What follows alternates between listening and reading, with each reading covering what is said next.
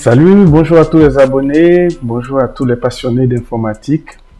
Voilà, vous êtes bien à Enaco Informatique. Aujourd'hui, je vous montre comment utiliser son processeur à sa puissance optimum.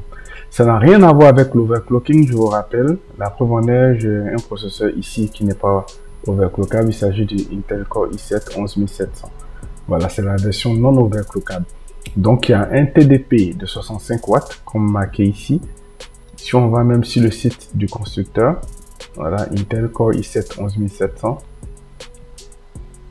Vous avez bien 65 watts ici. Voilà, donc ça c'est la puissance que Intel donne au processeur. Voilà, et la puissance turbo va jusqu'à 105 watts, voire 110 watts. Donc ça c'est la puissance avec laquelle le processeur est fabriqué. Donc quand on fait les tests avec cette puissance nominale, ici on a notre petit logiciel de test, quand on lance le bench, vous voyez, je suis à 4400 points de résultats avec tous les cœurs. Voilà, 4400 points.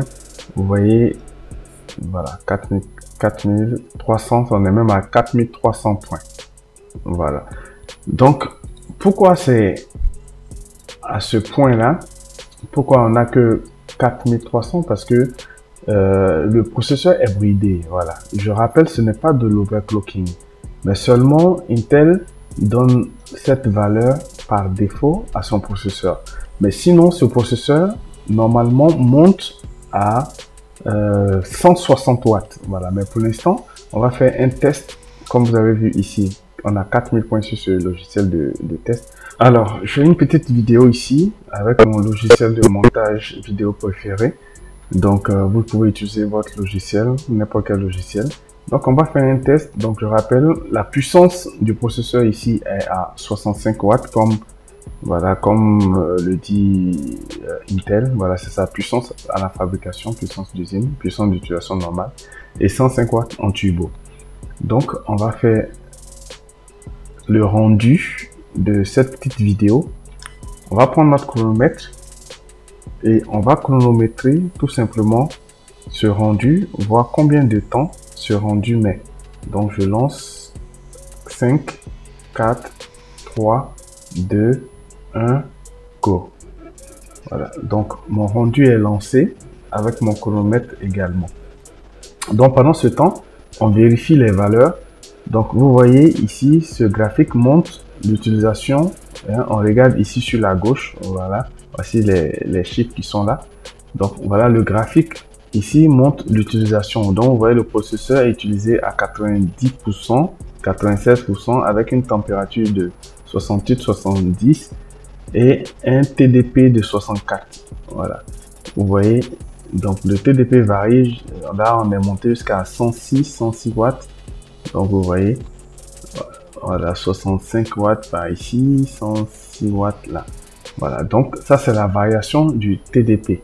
Donc le logiciel, voilà, top, il a fini à 49 secondes. Voilà, donc à 49 secondes, on a fini notre rendu avec une variation de TDP. Je regarde ici, voilà, de 106 watts avec une utilisation de 92%, voilà, 106 watts et tout. Donc ça varie de 106 watts à 65 watts. Bon bref, voilà, donc à la puissance qui tourne autour de la valeur donnée par défaut par Intel. Donc on va mettre la valeur normale de ce processeur. C'est un processeur normalement qui monte à 160 watts. Voilà, donc ça c'est quelque chose à ne pas faire chez vous. Moi je vous le montre simplement, voilà, pour vous dire qu'il est possible d'utiliser son processeur à sa puissance optimum. Donc ça c'est quelque chose de très risqué. Si vous ne maîtrisez pas, vous risquez de cramer votre processeur, de cramer votre carte mère, bref, d'endommager votre machine. Voilà. Donc je mets la puissance normale à 160 watts et je rappelle que pour pouvoir utiliser le processeur à sa puissance normale, il faut un très bon système de refroidissement. Parce que les processeurs sont assez gourmands, énergivores, donc ils produisent beaucoup de chaleur. Donc c'est pour cela que le constructeur le maintient dans l'intervalle de 65 à 105 watts. Voilà, sinon sa puissance normale même va jusqu'à 160 watts. Donc vous vous rappelez de notre petit logiciel de test ici. Donc, je rappelle qu'on a mis à 160 watts. J'ai bien ma climatisation que je viens d'allumer.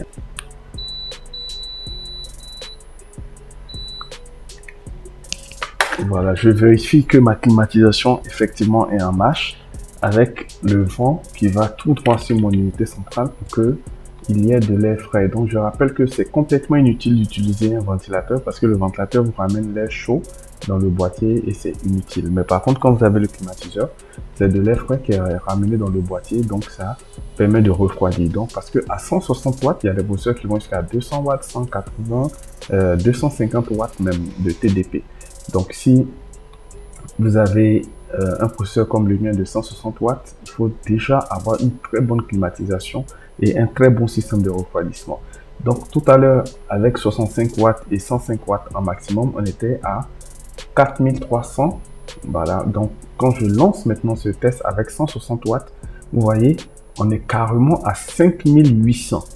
Donc, on gagne plus de 1500, hein, voilà, autour de 1500 points sur ce logiciel. Et comme vous le constatez ici, à 100% d'utilisation, on est monté jusqu'à 160 watts de TDP. Voilà. Et vous voyez en même temps la température également est montée jusqu'à 87 degrés. Voilà. Tout à l'heure, on était à 60 degrés. Voilà. Voilà. On est monté à 87 degrés avec une puissance de 160 watts. Donc, on va voir de façon pratique ce que ça donne dans notre logiciel de rendu. Je vous rappelle qu'on a fait le test tout à l'heure, on était à 49 secondes. Donc, on va faire l'exportation. Maintenant, on reprend le chronomètre. 5, 4, 3, 2, 1, go. Voilà, donc on a lancé notre rendu.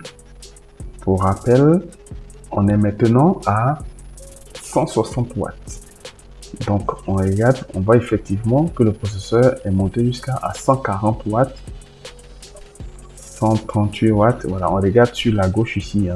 Voilà, donc, quand on met sur le graphe, vous voyez, je suis dans l'intervalle de 140 watts. Or, tout à l'heure, j'étais dans l'intervalle de 65 à 110 watts. Et là, vous voyez, je monte jusqu'à 148 watts. Donc, je reviens sur mon logiciel. Voilà, je suis à 35, 36, 38. Et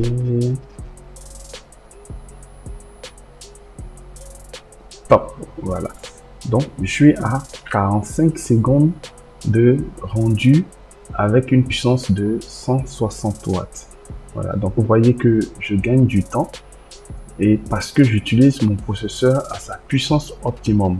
Voilà, donc vous voyez pour ce petit rendu, ce n'est que quelques secondes de gagner, mais quand vous faites des rendus de 3 heures, 4 heures, 10 heures de temps, vous voyez que ces secondes sont des minutes, voire même des heures de gagner. Voilà, parce que vous utilisez maintenant le processeur à sa puissance normale. Voilà. Donc, c'était un peu cette petite vidéo pour vous montrer que les processeurs peuvent être utilisés à leur puissance normale sans devoir les overclocker. Voilà, parce que quand vous overclockez, vous faites sauter votre garantie. Voilà, donc c'est très important de ne pas overclocker son processeur, mais de pouvoir quand même augmenter la puissance pour pouvoir être efficace dans ses rendus et surtout avoir un bon système de refroidissement, une bonne climatisation parce que les températures montent vite et là on ne doit pas dépasser les 90 degrés. Voilà, donc c'était David Ouattara pour une présentation sur un accro informatique. Allez, bye bye pour une prochaine vidéo. Au revoir.